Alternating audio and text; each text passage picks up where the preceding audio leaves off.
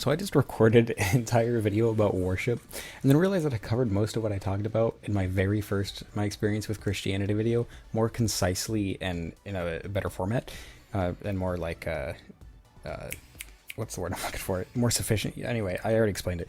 So instead, what I'm going to do here is I'm going to talk about sickness, because I've had this video idea in my notes for a long time, so I figured I might as well just make it, right? So sickness, especially under the scope of Christianity, like it was we had a very weird view on it in my church, right?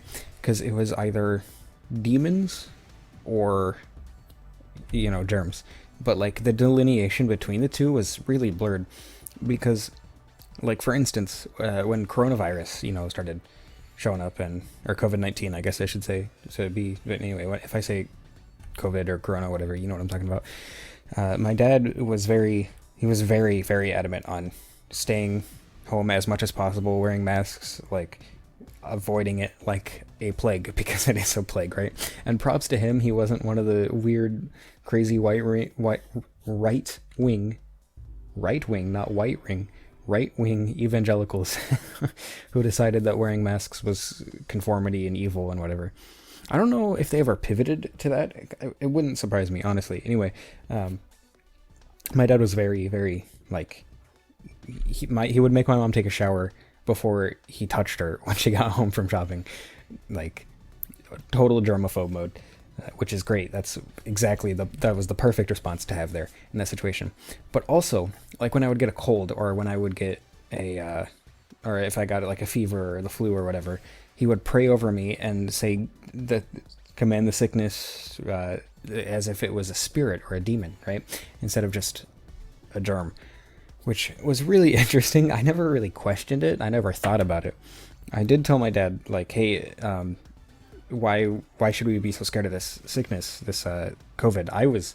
Ironically, I was the stupid one in this situation. Anyway, I was like, oh, why should we be scared of the sickness? It's just a sickness. It's not like God can get rid of it, whatever. He's like, yeah, but like, you're not supposed to tempt God and all this, which, I mean, yeah, that's a fair retort to that. Don't tempt God, which I feel like is only put in the Bible to make sure that Christians don't kill themselves. Anyway, with stupidity, not suicide. I need to point that out. Anyway, but there are other stories that I've brought up before. Like, for instance, my brother's foot being rolled over. And by sickness, I feel like maybe I should say ailments more than sickness, because broken bones, but also diseases like cancer, mental illnesses such as autism or depression. So for instance, like the broken bones, I think I've told both of these stories, but I'm going to tell them again because they're relevant. My brothers and I were with my mom. She stopped at a friend's house to get something. I don't remember what. I don't remember where we were going. I think we were on our way home from her work, because she would clean vacation rentals, and we would go down to the beach, right, while she was cleaning. And so my brother was getting in the back seat, but he was doing it really slowly, and he had like his foot out still, and he was messing around, whatever. And my mom pulled off, and she didn't realize that he was not in the car fully. And she rolled over his foot, and he was fine. It didn't hurt him too bad. But she took him she took him back home. Jeez, I can't talk right now. She took him home, but I was like, oh, we don't need to take him to the doctors. I'll just pray over it. It'll be fine. And my mom was like, no, we need to like get an x-ray, make sure it's not broken. And he will, so my dad never conceded. She just took him to the doctor anyway, got an x-ray. And my brother had never broken his foot before this. I think I brought this up in my miracles video. Anyway, my brother had never gotten sick or gotten his foot broken. I don't know why I said sick. Had gotten his foot broken before this, and the doctor took an x-ray and was like, it looks like there used to be a break, but it had gotten healed. So my dad was like, oh, see, it's Jesus. He healed his foot. When in reality it was probably just like a weird fracture because of how it was broken, but like, I don't know. I'm not a doctor. Don't take my word for this, but I guarantee you it was not a supernatural, miraculous healing.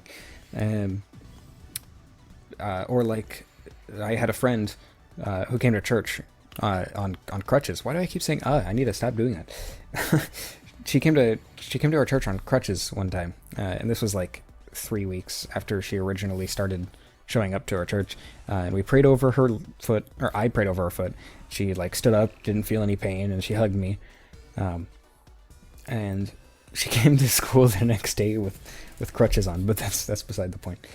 And it was really weird because like we would treat all these ailments as something that could easily be supernaturally healed, right? Which is really weird.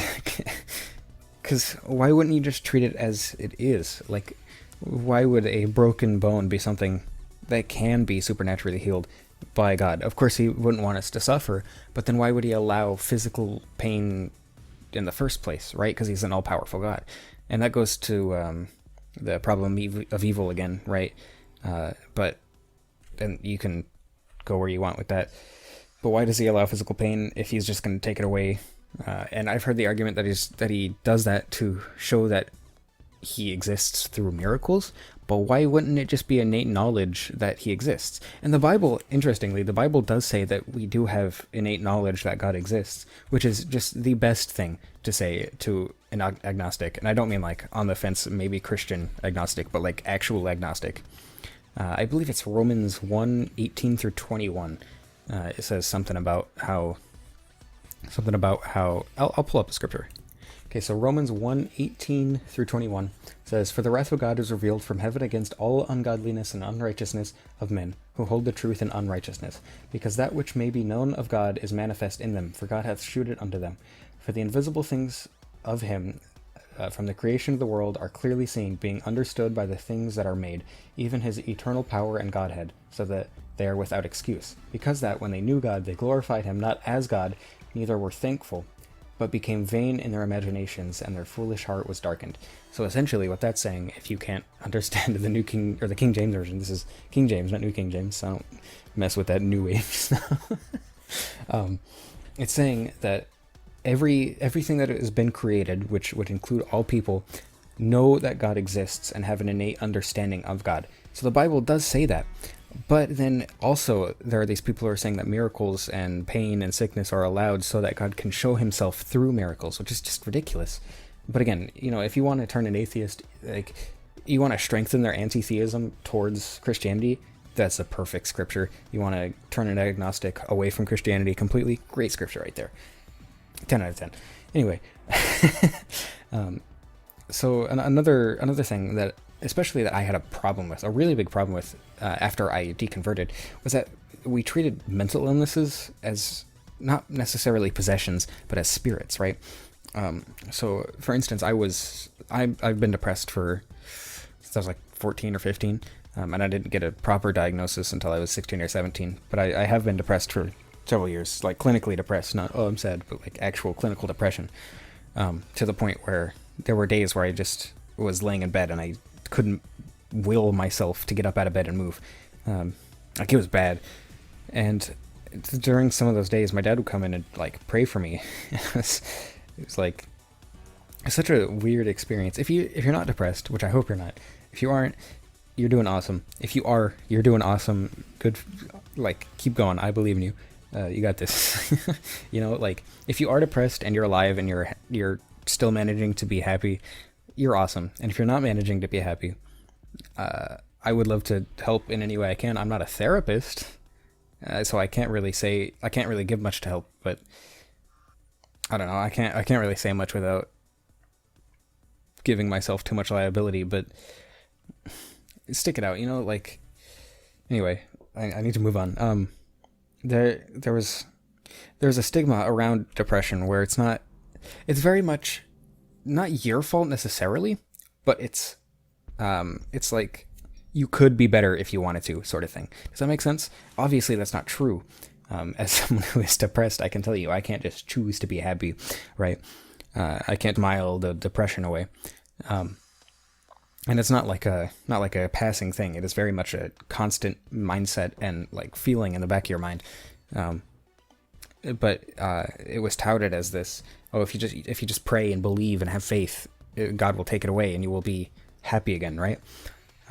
But that's just not what it is, and that's incredibly harmful. It was incredibly harmful to me, but I imagine that there are people out there who it was far worse for. It was just did believe they didn't have enough faith, or questioning themselves, doubting themselves, and that would just make the depression worse, which would make them doubt their faith more. It's a vicious cycle, and like purity culture also fed into that a lot, because I would, watch porn or whatever.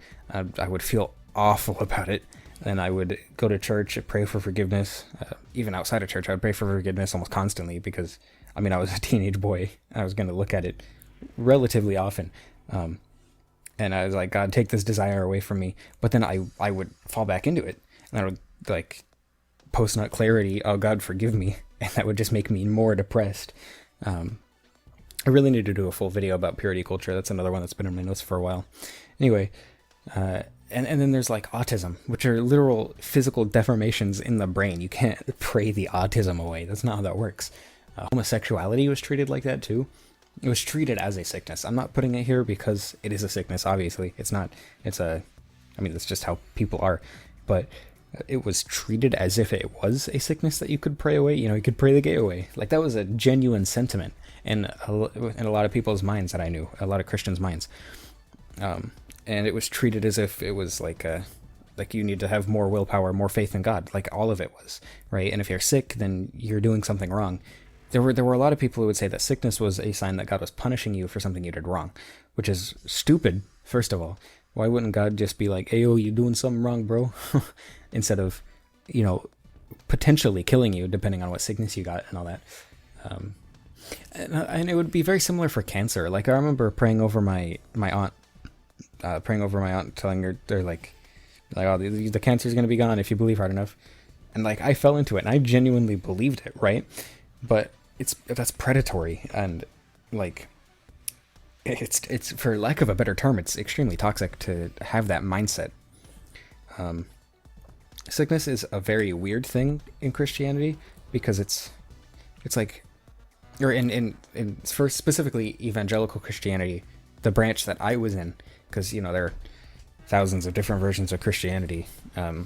It's arguable that each individual person has their own version of Christianity, but it's something that it's very separated from the secular definition of sickness. It's all seen as demons and spirits, despite the fact that we know for a fact that it's germs and bacteria and viruses, or in the case of cancer, it's cells that are dividing and have reproduced incorrectly, or in the case of depression or homosexuality, it's just different levels of chemicals. But it was all treated very similarly, and it was treated as an unequivocally negative thing that you could just pray away, which again, it's dangerous to think about it like that. And of course, there were people who would use essential oils and pray and all that instead of going to the doctor. If you want to pray and go to the doctor, go for it. That's awesome. Give yourself mental support. That will genuinely help you if you give yourself mental support. Meditation would probably have a very similar effect, if not the exact same. Or if you want to use essential oils and also go to the doctor, good for you. That's awesome. Smell good too, I guess. But don't put prayer and anything above proper medical treatment when it comes to things like that. I also dismissed therapy for a long time because I thought I could just talk to God more and pray more and have a stronger relationship with God to get rid of the depression, right? Which again made it much, much more harmful than it would have been if I had just gone to therapy. Anyway, thank you for watching. I hope you enjoyed. I don't know what else to talk about, so I'm just going to end it there. So don't mean to be abrupt. I love you all, and I don't know how to end this.